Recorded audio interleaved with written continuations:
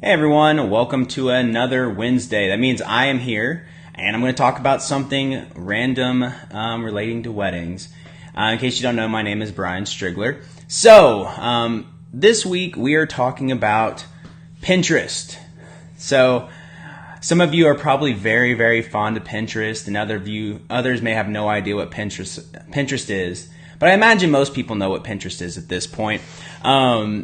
So as far as weddings go, there are definitely some good things about Pinterest and some really kind of bad things about Pinterest.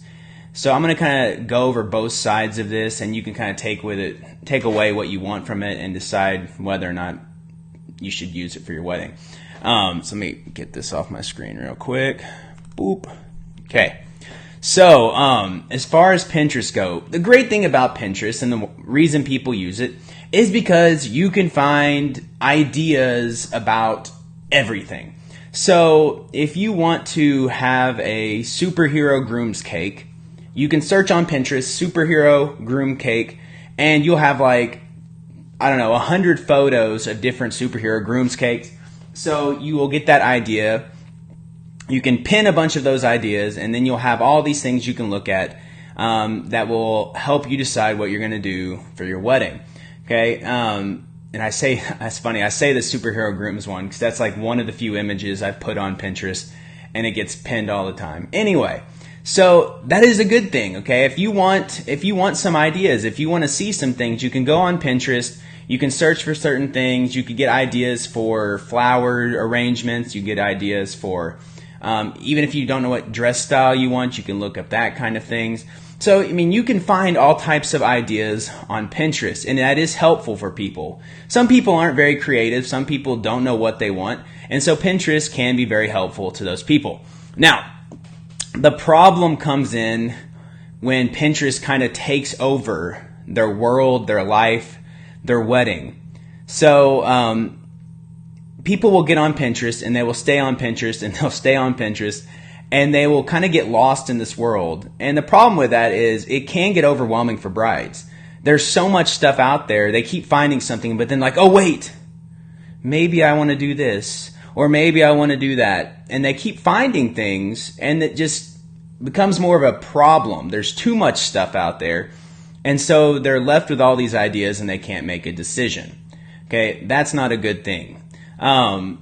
Another problem is, if you're just pulling random things from here and there, your wedding's going to be like this mishmash of just random things you like, and there's not going to be any kind of central theme, and people will walk in and be like, none of this makes any sense.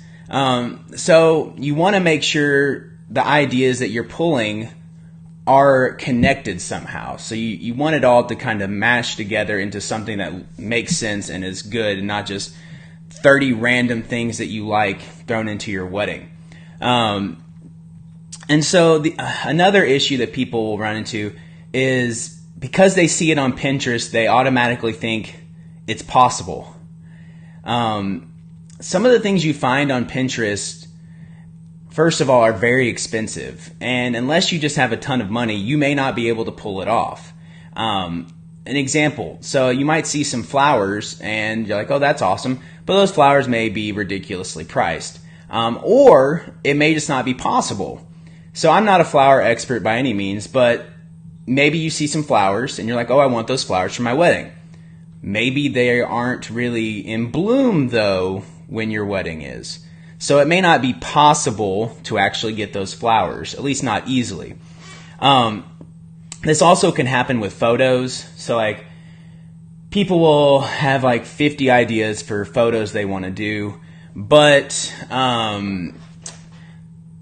it may just not fit with what's happening.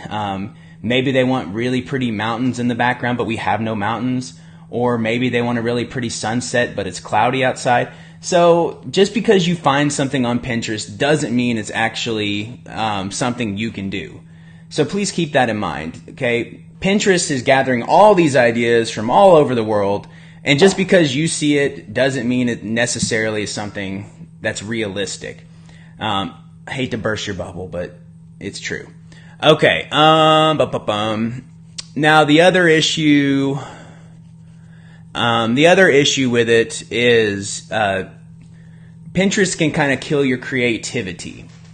This is your wedding, and it should be about you and your soon-to-be husband and who you guys are and what you believe in and what you like.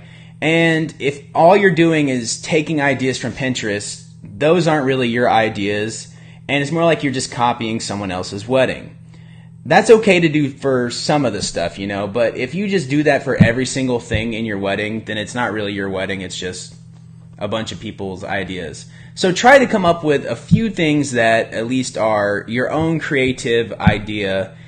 Pull something that, really means something to you that you haven't seen 10 million people do before.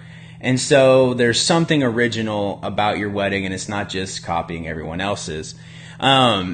So I hate that I sound like I'm being negative towards Pinterest. I'm not. I think Pinterest is great and it does help a lot of people. But again, make sure you are not just going nuts with it. Make sure that it's not just consuming your life and taking over your entire wedding. Make sure you have some of your own ideas in there. Make sure it's something you can actually realistically do.